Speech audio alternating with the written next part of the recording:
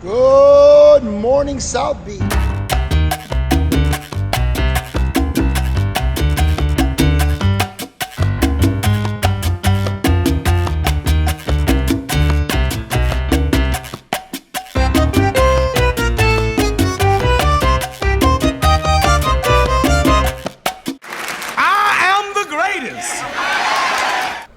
Episode number 12. We have an awesome episode today. I've got two superstars here with me today. Before we get going though, make sure I got the 6'4" Australian guy who always wakes me up at 3 o'clock in the morning if I don't say subscribe and like the video. Jumping right in though, I have Raphael here who fought just last, say your last name for me. Akpejiori. I'm gonna call him Raphael. And the one and only, the road warrior, my friend Glen Johnson.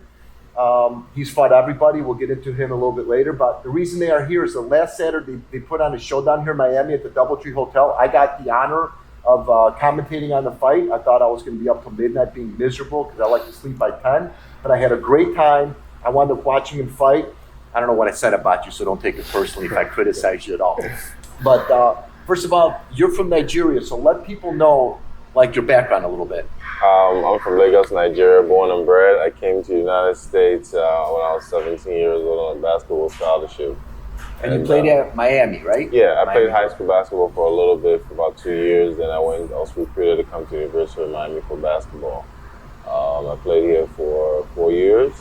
Played my last graduate year on the football team and went to the Dolphins, went to training camp, didn't make the squad, was impressed a little bit, You didn't make the squad? How? I did not make the squad. I was good, but, I just do what I was better. What position did you try out for? I was tight end. The reason I believe the reason I didn't make the squad was when I was at Miami, I was playing mostly wide receivers. So when I got to the Dolphins, I was mostly playing at the tight end spot. So there was a lot of confusion going on. I still showed my skills, but I didn't make the squad. Then I started boxing, and here we are today. You got a late start in boxing, 25? Yeah, I started at 25 February. Which is late for boxing. Yeah. Glenn, how old were you when you started? I started at 20 years old. Oh, you were a little bit older too. I'm late, yeah. I started late in boxing as well. But for me, it's a little different story. We get into me later. Yeah, we'll get you. That's why they used to call him the gentleman before they called him the road warrior. So tell us about what was it like growing up? Did you ever have any aspirations to box, or you just wanted to play sports? I was just only fascinated with combat sports. I never had aspirations to box. I grew up watching, because my dad was a big fan of Evander Holyfield and Mike Tyson and Buster Douglas. I think we had those tapes at home that my father would just play sometimes, but I never really watched those. I was more of a basketball person. I grew up in an era where me and my sister were always watching the Atlanta Olympics. The sprints, I watched a lot of sprints, watched a lot of basketball. Was that the Dream Team? No, that was 80. No, I think that was 96. 96. I don't know. I have no idea. All we were watching was track. That's all I watched when I was a kid. I saw some NBA basketball. I did that a lot, and I had an aspiration to just be a basketball player. I never really wanted to be anything else. Actually, I wanted to play soccer, but soccer was just for fun because it's really hard if you're from Africa and Europe. It's really hard to make it in soccer. So that was never really a dream for me. So, when you were a kid, what was in Nigeria? What was it like, let's say, training or thinking, or did you want to come to America? Was that your dream, or did it just kind of happen? It was not really. I was comfortable as a kid in Nigeria. Nigerians don't really think about athletics. It's more of an educational-based society for your kids. And I just happened to move to a new neighborhood where there was a basketball court, and I just started playing basketball. And I played there for I think about 3 to 4 years before I started feeling like I could actually go somewhere with this. Did you pick it up pretty easy though? Yeah. I sucked for at least 6 months, but after that, I sucked for at least 6 months before I started, getting the hang of things.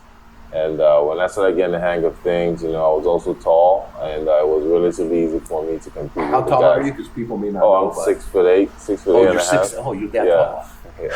Holy cow, man. So you're like Tyson Fury height? Yeah, about that. Because I know you sparred Christian, one of the guys that trained at the gym here, and he's about 6'9". Yeah, I and Christian are about the same height. I think he's maybe like a quarter of an inch shorter or half an inch shorter. Christian's a big dude. So what position did you play? Were you a center? Did you play like? Oh, when I was in Nigeria, I was a small forward. I was a small forward. When I moved to the United States, I was a power forward. When I came to college, I was a center for 2 years. And my last 2 years of college, I played the power forward position.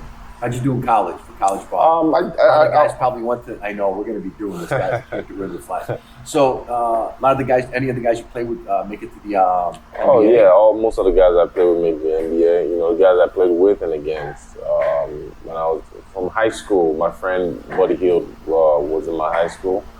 Shane Larkin, Kenny Kadji was in. I think he went to the NBA for a little bit. Like I don't recall how his career has gone. There's a lot of. I mean, we've met a lot of people. I have a lot of friends that have, that I grew up with that made it to the NBA, and they play mostly in the EuroLeague in Europe. And how did you fare against those guys personally? And how would you fare a guy like Patrick Ewing, who's known as like the best? I mean, Patrick Ewing is like a 7-footer. You know, I held my own against them. I wasn't a top draft pick prospect coming out of college, and I had a pretty good career. You know, I'm grateful for those experiences, and I'm glad that I went through that phase of my life where basketball was life. And then, did you ever think about what it would have been like if you played in the NBA versus being a fighter today? Does that ever cross your mind, or? It did at one point. You know, I mean, obviously the reason I came to the United States was to make it to the NBA. That was the college was just a path to make it happen. I did, but when I started boxing, you know, I saw a new trajectory for myself, and that's the trajectory, and that's the path that I'm on today. And you have no regrets, none at all. No, nothing but gratitude. And then, how did you transition from that, all the stuff that you did? How did you transition into boxing? Basketball, I had an extra year of college. I had to graduate. Then the football coach, actually a few of the coaches asked me to come play different positions. One wanted to play a tight end position. The other one wanted me to play the left tackle, right tackle position. Another one wanted me to play tight end position. And I opted for tight end. It was fun. You know, the work ethic from football is what actually transitioned me into basketball. To boxing. Because in football, you know, regardless of how you feel, you still have to do the work, you know. In basketball, you know, you can see yourself giving excuses sometimes, you know, because it's a mainly skill sport, and you don't want to hurt yourself doing things that's not really that relevant. But with football, it's a grind type sport. So that there's famous stories about the heat down here, which, I mean, there's horror stories because it gets hot. People, it's never been 100 degrees in Miami Beach, which people don't know, but when you're inland a little bit and with the humidity. Yes, you know, especially in the month of August during training camp, it was hot. I mean, during training camp and spring trainings, they were really hot times. Also, when I went to the Dolphins, that was one of the hottest practices I've ever been to. But at the Miami Dolphins facility, you know, I think it was up to 95 maybe.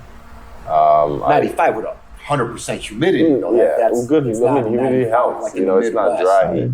Plus having all that football gear. Yeah. So how much, like, for people that don't know, how much gear do you have on you? About 20 to 30 pounds worth of gear. And then with the helmet and the helmet, you know, I mean, we try not to wear pads every day. I think it was maybe in practice, it's just maybe 2 days of pads and full contact in football. But I mean, football is pretty tough, you know. So the longest you've been is how many rounds where you haven't knocked the guy out? 2 rounds. 2 rounds. So you haven't gone to 8, 9. Nah, I haven't gone there yet. About how much weight, like weight loss. How much weight will you lose during a workout or a game? Versus Glenn, you'll tell us how much weight you lose during a fight, which I kind of know, but as a light heavyweight, you put it back on. Weight-wise, how much you think you lose? In boxing or in football? Boxing, you haven't gone long enough. Oh, yeah. Really, you know, you're still a baby. Yeah. In football, I mean, I try to stay around 250 pounds. Typically, I'll go down to 240, but in football, they make you get that weight back with food, hydration, and everything. But you lose at least 10 pounds. 10 pounds in a practice. In a hot summer day. Yes. And how much you say would you lose, like one of, I lose 5 pounds. I lose 5 pounds in a workout. Like if I go to the gym and to train, I would lose 5 pounds in a workout. And how about in a fight, 12-round fight? Oh, in a fight, I never really measure that, but I would assume that I would lose probably 8 pounds. 8 to 10 pounds. Yeah, so 8 to about 10 the pounds. same. And a fight, versus a workout. Yeah, I mean, I've gotten dehydrated in a fight so badly where I had to go to the hospital to get IV. Yeah. And then a lot of people don't realize this when you're fighting and you lose that, you have to take a urine test afterwards, especially on most of those fights. And some of these guys can't even take. I remember we fought down here in July, Frez. Yeah. We fought at July 20th fight. Him and I don't know if you remember Aliso Castillo. We fought at heavyweight. Yeah. Neither one of those guys 3.5 hours. They were so depleted. They were drinking water. They couldn't even take the urine test. Yeah, you can't go, man. There's so much times I needed to take a test, and by the time I get around to peeing, hours later, it had blood in it. Yeah. So going between you guys, and we'll talk a little bit more about the fight this way you can get in on it, and then I'm going to talk about to Glen a little bit because I love Glen, and I always had 77 total fights, I think? Somewhere around there, about that. 60, 70, close to 80 fights. Yeah. I think there's only one fight that you didn't make it to the final bell. I believe that was in Kinshasa. Bernard Hopkins. Bernard Hopkins and another fight. So it's 2 fights. Oh, is it 2? Yeah. Bernard Hopkins. I know fight was stopped. Yeah, it was. But that was later in your career. But that was in Kinshasa, which is where I believe Muhammad fought the Rumble in the Jungle. Exactly. Right? And that was Makabu. I can't say his name. I can't say it either. Yeah. So Makabu's the current cruiserweight champion of the world. So when we're talking about, the 2 fights that Glen didn't make the final, one's known as one of the best middleweights, if not one of the best of all time. I think he's the best that's ever did. So how was it like going to Kinshasa? Because that's one thing I want to know about. It was an experience. It was. It was an experience. It was different for me. And that's when you had moved up to cruiserweight. So yes, that's my only fight in cruiserweight. That fight came along, and I was at the end of my career, and we said, let's go get it. So I went. I did my best. I ran out of gas. I mean, I couldn't keep up with the pace, basically. Was it the heat? Because we know what happened with Foreman. No, I wouldn't. I wouldn't say it was the heat because I'm used to heat. I feel like it was just age. You know what I mean? You're at that age where the younger man can carry a pace that you get after. You can carry it for a while, but then after a while you start struggling to maintain that pace. Because I used to watch you train down here, and you had, I forgot your manager. What a great guy. You had a great manager who was always there with you. Henry Foster. Yes. And I've seen you train. And when this guy hits the bag, people don't realize I used to watch you for at least an hour after training. He would hit the bag. What was it like? Well, first of all, he was called a gentleman, and you can see why he's a gentleman, but they changed it to Road Warrior. Yes. You explained it to me during the commentating, but explain to him how you got the name the Road Warrior. Well, so originally, my original name was the Jamaican Bomber. So I've gone for a couple. That's way back when I first started. And then, so after the Jamaican Bomber, I think I was that for about a year, maybe 2 years tops. And then I went to Gentleman Glen Johnson. Now, the reason why I went to Gentleman Glen Johnson, and a reporter. You didn't drink the Gentleman Jack, maybe? No. No.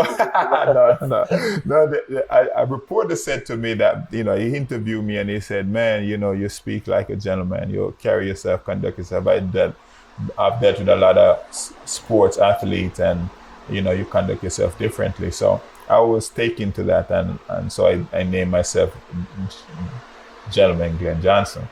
And then some years later, I was fighting all over the world, fighting in people's backyard and stuff. And I was doing another interview, and a reporter said to me, man, you like the Road Warrior, you're fighting all over the world, in everybody's backyard fighting. I was like, wow, I like that name. So then I changed it again from Gentleman Glen Johnson to the Road Warrior. And the Road Warrior, that stuck. Everybody liked it, and it became my song. And how many countries, I looked but I didn't count, how many countries would you say you've traveled to fight? Big fights. We're not talking about local. How many countries would you say? Off the top of my head, I would say maybe about 8. 8 countries. Yeah. That's not me. I'm not counting either. I didn't count. I just off the top of my head running but through. I think you fought. I know obviously Kinshasa. You've gone to Europe. I believe you fought to Australia. I think I fought in England 3 times. Germany, I think 3 times as well. Russia? Did you ever go to Russia? No, I've never gone to went Russia. No, Italy. I fought in Italy. I fought in Denmark. Where I fought in a couple more places. Now, I'm sure you get this all the time because I know you've had 80 fights. What would you say? First, let me ask you, what is your toughest fight? Did you think? If you had to pick one or two or three, maybe. My toughest fight I know very clearly. My toughest fight is Bernard Hopkins. Bernard Hopkins. But yeah. Who's also trained at the gym, we know well. And is it because of his defensive capabilities, his moving around? Because you're the kind of guy that really goes at it. You're a work ethic kind of guy. You do have the talent. You do have, a lot of people didn't think you had power, but we found out that you do have power. What made Bernard Hopkins such a tough opponent? Well, Bernard Hopkins and I was at two different levels at the time when I fought him. Bernard Hopkins was very, very experienced. I had enthusiasm, but not enough experience to deal with Bernard Hopkins at the time when we fought. I felt like Bernard Hopkins was reading my mind in the fight, and after I gathered my own experience, I realized why he was able to figure out what I was doing, because I was telegraphing things that I was doing. I was showing it before I actually did it, so he was able to see and react to the stuff that I was doing. So if you go back and watch that fight, this is a fairly good fight, decent fight, but you can see from where I was at that time to where I became later on in the fight, you can see how much I've changed over the years. So what do you think? No, you missed it. I thought I got him too. So what do you think gave you the recognition that, in my opinion, you deserved well before the Roy Jones fight? Was it Tarver? You fought a lot of names. I mean, the list goes on. Well, I mean, you're known for the Roy Jones knockout. But is it that gave you the recognition? Do you think it's Tarver? No, I think the Roy Jones fight gave me the recognition because he's most known. He's the star of Roy. Roy, between Tarver and myself and Tavares Cloud and other guys that I fought, Roy Jones is the most famous. So he's the star of the people that I fought. So I think beating him gave me the huge recognition. But if anybody would ask me which fight is my special fight is the fight that I had when I won the world title. Because when you walk into a boxing gym, you didn't walk into a boxing gym say a name that you wanted to fight. You walk into a boxing gym saying that I want to become a world champion. So that's the moment that stand out for me above everything else. Fighting Roy Jones is, what would you say? Just secondary. Just secondary. The world champion. Yeah. And the funny thing about sports, I'm going to get back to you and the relationship with you guys in your career, but I'm trying to keep it balanced.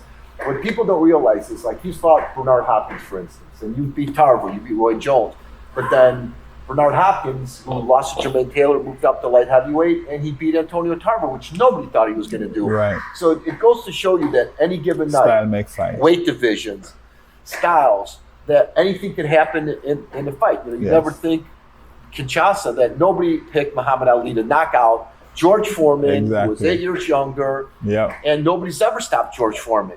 And this was in his prime, and nobody picked Ali. So boxing is just such a diverse sport. Now, how did you guys meet, and what's your relationship like between the two of you guys? I mean, he's younger. How do you pass all that knowledge? Because I deal with a lot of young guys that they don't want to hear anything you have to say. Right. I'm sure you know everything, although he's a little bit smarter.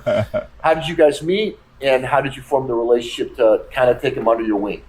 You want to tell it, or you want me to tell it? Okay, so the way how I met Ford is a friend of mine that he told me that he had this heavyweight that he was training that's going to knock everybody out. And so I said, great, I'm happy for you. So he played football, basketball, the star at whatever. So I was excited about meeting Raphael. So I met Raphael at an amateur show that they were doing, because I was in Ford's gym when he was telling me, explaining to me, because I brought some guys to his gym to spar.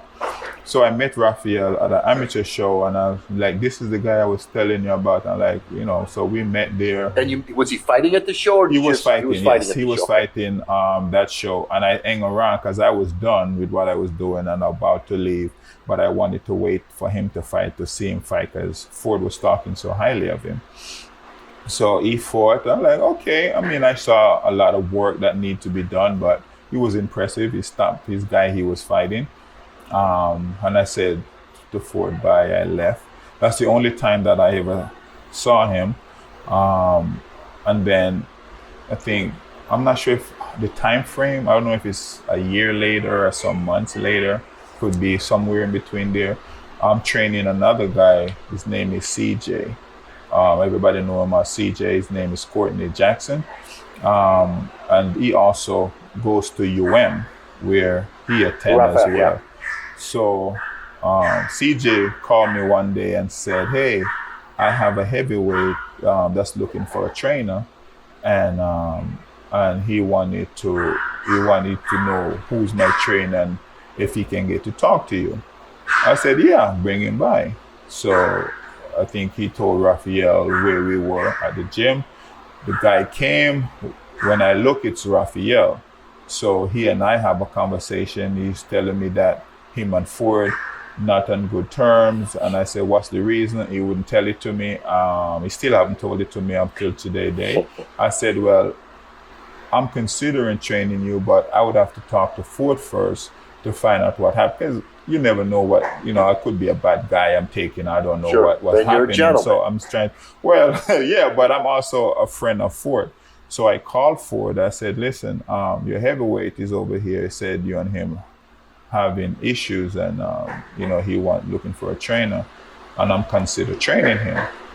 He said, you can train him, blah, blah, blah. He tell me some words. I'm going to leave the words out of it, but he gave me his stuff that he wanted to say.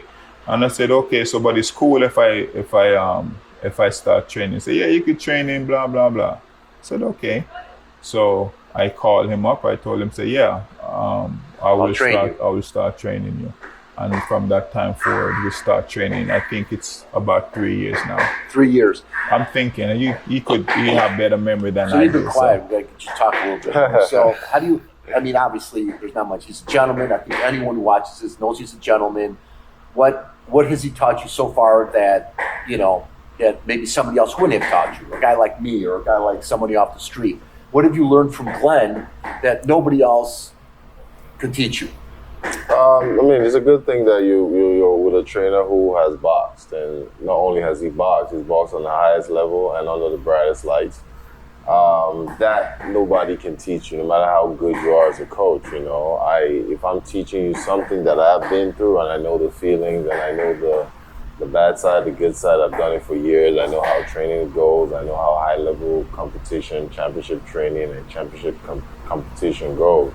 It's really hard for me to teach you that if I haven't gone through that. And I would say that's what he's taught me over the years, just the mentality behind boxing, how boxing is a take no prisoners type sport. Rough sport. It's a rough sport. Boxing changes your mind both in the ring and outside of the ring. You take nothing personal. You hold beef with no one.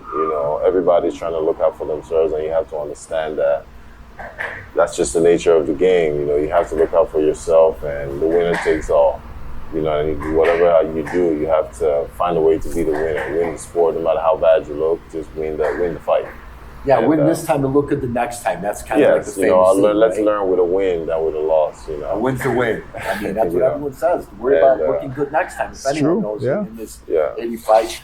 So you're 12-0. Is it 13-0 now? 12-0, 12 knockouts. 12-0, 12 knockouts. Do you more or less think that he's not getting the rounds in that at some point he may need by getting all these knockouts? Well, he need the rounds, don't get me wrong, but we're not dependent on just the fight as a teaching tool. We travel around and we look for good sparring from quality fighters to allow him to get some coaching and some understanding and competition and all of these other experiences that you get in the ring with somebody equally as good as you or better.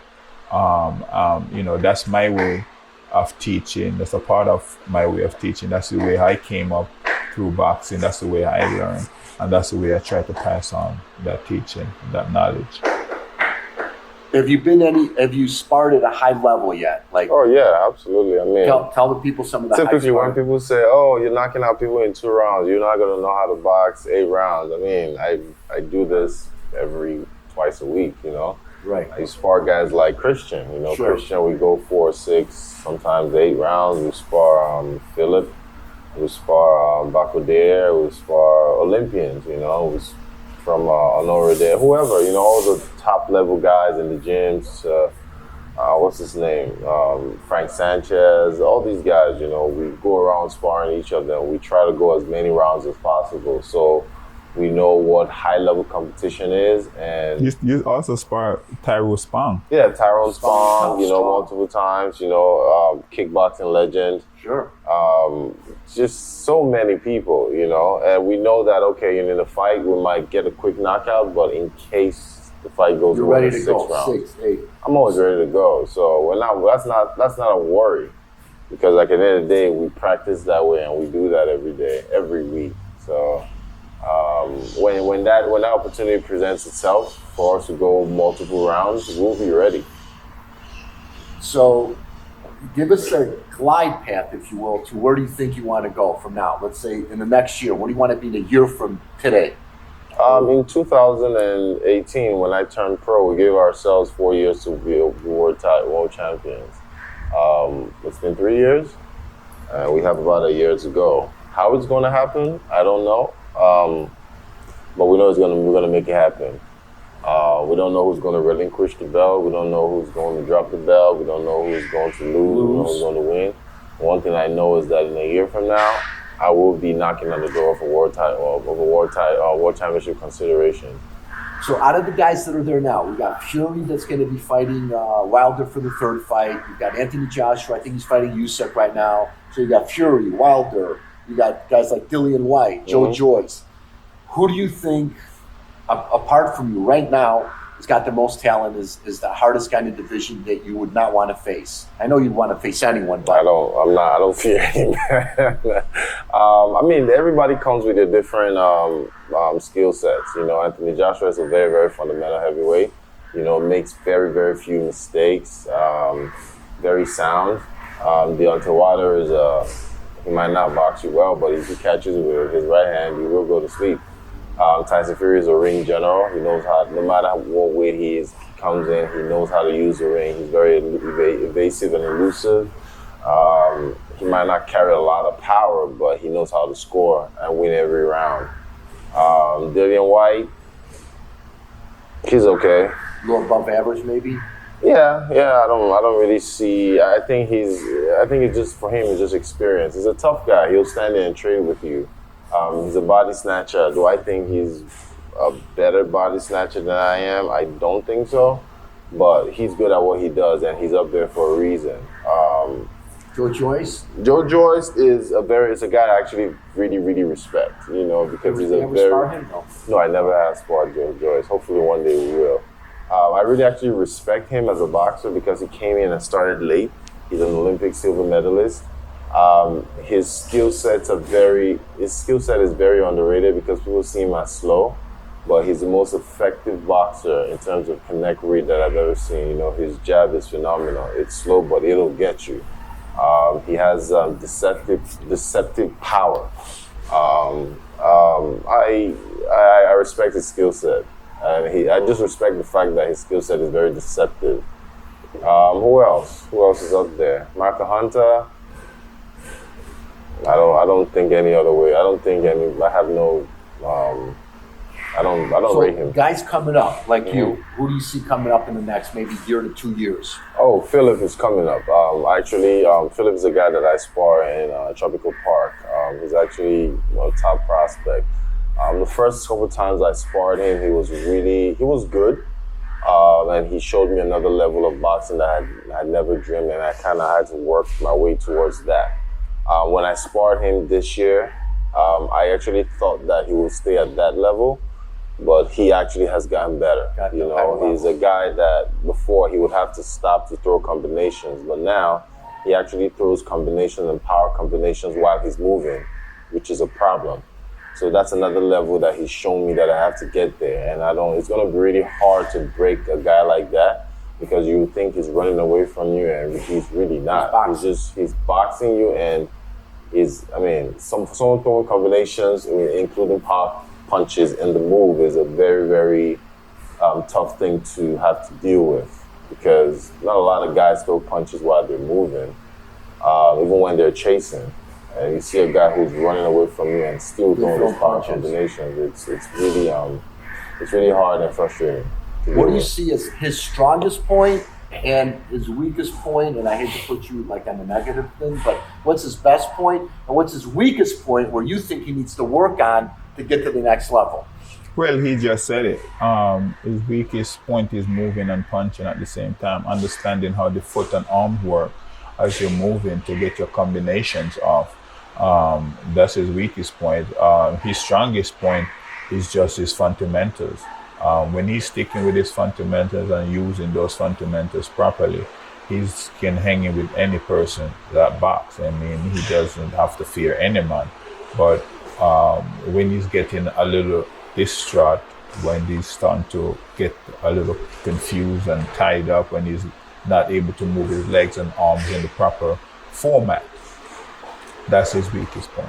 During a fight, which he's knocked everyone out, but even in sparring, does he listen to you in the corner? Does he He listens well. He listens. His only time when he doesn't listen as much is when he's in the gym, because he's cocky then. But when it comes fight time, he listens well. We go to spar and stuff, he listens and stuff like that. But when we're in the gym, he's in the bag, and I feel like I want to slap him a couple of times. Is that true? That's his opinion. Everybody's entitled to it. You guys ever argue about anything? You ever get into like little tiffs or arguments or disagreements? Which everyone does. We have fun time. I'm a clowner, so I like to clown with all my fighters. I joke around with them, cuss and carry on, even though it's not my character to cuss, but in the gym, it become a part of my character.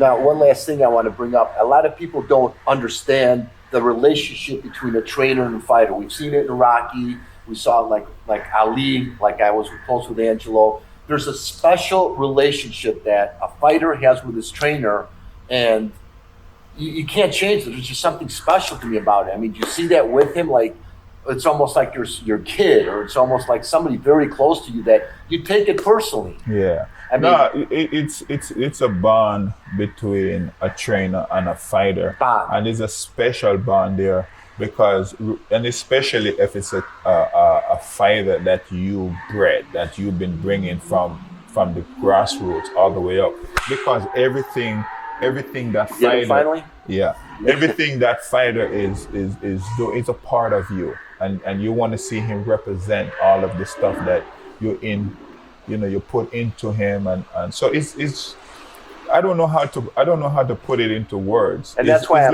like watching yourself, like watching something manifest. You know what I mean? Because you take this raw skills and you mold it into this beautiful orchestra. It's a sight to watch, and there's a proudness that come over you when you see that happening. And I didn't realize that until I start training another kid that I trained named Malik, because he taught me into being a trainer, because I didn't want to be a trainer originally, so he taught me into it, and I start training him. And when I start training him and see how the stuff that I'm teaching him, see how we're putting it together, and see like a vision you have in your mind, this person is now putting it into action, it gives you a feeling that I never thought was inside of me.